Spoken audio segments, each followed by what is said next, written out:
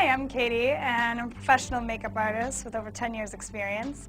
And in those 10 years, I've seen a lot of bad bronzer. And I think it's every girl's dream to have that faux glow when summer hits. But you know, there's a place where you stop putting on the bronzer, and you don't want to just coat your whole face in it. Because if you coat your whole face in it, it's almost like you're just wearing a foundation 2 shades too dark. So what you want to do though is make your face look sun-kissed. So you're going to want to pick out a bronzer that's a little bit darker than your skin tone. And I usually start light because you can always go back and add some more, but it's hard to take away if you put too much on, as I've done. And I like to start up at the top of the hairline right here, because this is one of the places where you're going to get a little bit of sun. If you're standing outside, maybe you're at a picnic, a barbecue, you're at the beach. This is a place where everybody tends to get a little bit sun-kissed, their forehead. So one thing I always tell people is imagine that you are making the number 3 on your face, this being the number 3. You're going to want to do your jawline, your cheekbone, your hairline, but you don't want to fill in every single part of your face or you're going to look like tan face, white body. So if you have a rounder head like I do, this is a great way to cut out those cheekbones and make yourself look a little bit more like that.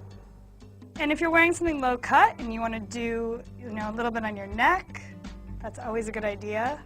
You don't need to do the whole neck, just kind of pick 3 spots. I also like to do my ears just a little bit. Really focusing the most color at the hairline. Now, bronzer is not enough. I like to continue with a little blush. So what we're going to do is we're going to pick out a blush that goes great with a bronze, tan, glow, and we're going to do something kind of peachy, pinky, coral. These are great colors to go with a tan. And we're going to use the same brush for this. You could definitely switch out and use a smaller brush, but if you take the time to really shake off the excess product, you can use the same brush. And when you look at your face and you're deciding where to put your blush, I usually go with the roundest, fullest part of your cheek, so right here would be that spot on Jamie. But if you had higher cheekbones that filled out and your face narrowed, maybe you'd want to put that color up here, higher on the cheekbone. It's a personal preference, but wherever you would get a rosy glow would probably be where you'd want to focus that color to make it look the most natural.